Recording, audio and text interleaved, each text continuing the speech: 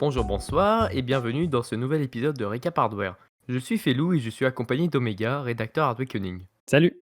Et c'est parti.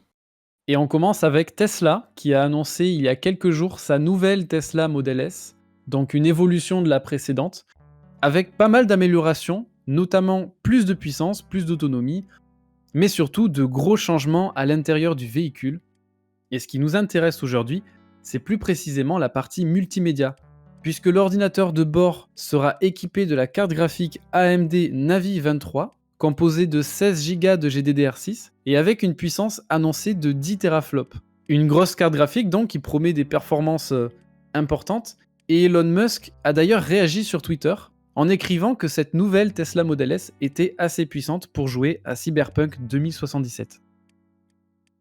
Et nous enchaînons sur une news concernant Intel, dont le secteur GPU a fait parler de lui récemment.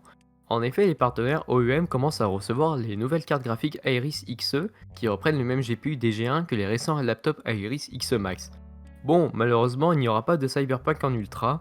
Ce nouveau modèle est en fait à destination du marché entrée de gamme uniquement. Et en termes de performance, ça se voit, il n'est pas très différent du nouveau GPU intégré des CPU Tiger Lake, mais maintenant nous savons désormais que Intel compte prendre sa part du gâteau dans le marché du GPU. Ils n'en sont cependant qu'au début et doivent compter sur des partenaires tels que Asus pour les aider à concevoir une carte graphique dédiée.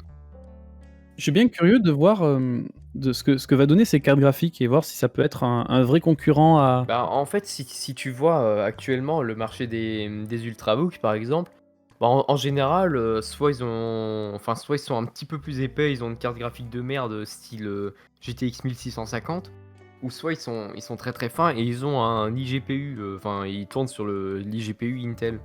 Et bah, du coup, ça se placerait Hmm. là-dedans par exemple. Ok. Et on enchaîne avec une actualité qui dure.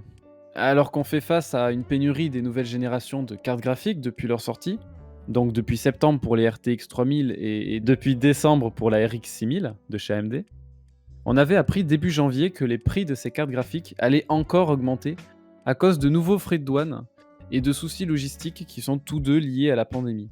Et comme si ça suffisait pas, les prix des puces mémoire utilisées pour les cartes graphiques vont augmenter en février, notamment à cause du nouvel an chinois. C'est une mauvaise nouvelle pour tous ceux qui attendent depuis plusieurs mois pour acheter une carte graphique, et ça impactera aussi les nouveaux modèles de cartes graphiques pour ordinateurs portables. Ces deux nouvelles générations ont, depuis leur sortie, vu leur prix exploser.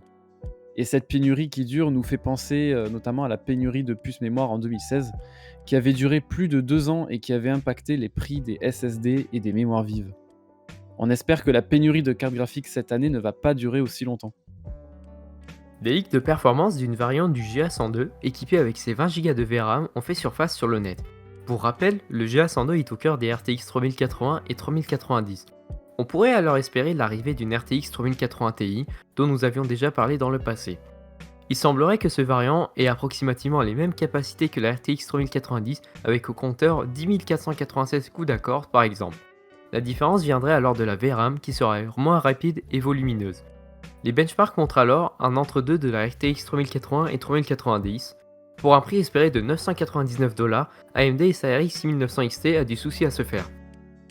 Et c'est déjà la fin de cet épisode. Nous vous remercions comme d'habitude d'avoir regardé ou écouté. Et sur ce, comme d'habitude, nous vous invitons à laisser votre avis, que ce soit en pouce bleu, pouce rouge et en commentaire. Et sur ce, nous raccrochons. Au revoir. À bientôt!